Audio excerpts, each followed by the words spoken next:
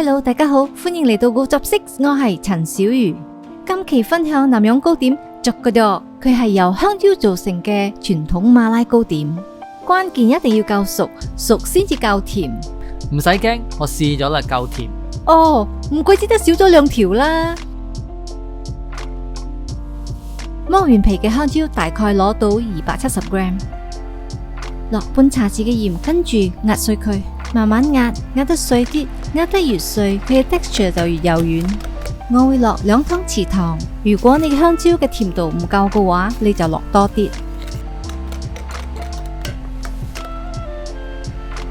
壓得夠碎啦，而家就可以落麵粉。麵粉90 gram， 亦即是係香蕉嘅重量嘅1/3。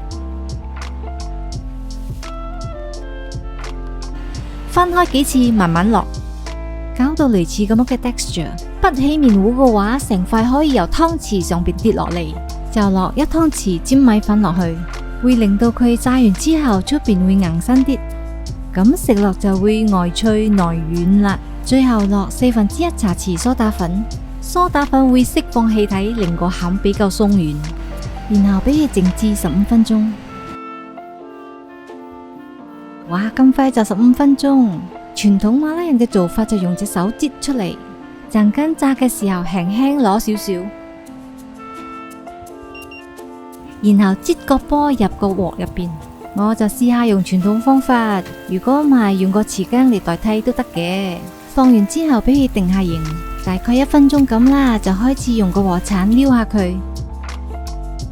你會發覺佢逐個咁樣浮起，將佢反另外一面，跟住用個鑊鏟打圈圈。呢個動作嘅目的係要搓圓佢，同時令佢膨脹成為一粒波。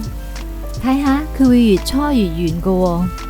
慢慢炸佢，炸到佢變深啡色就 OK 噶啦。撈起放喺吸油紙上，吸走多餘嘅油。你睇外邊好脆噶。哇，啲香蕉味好香啊！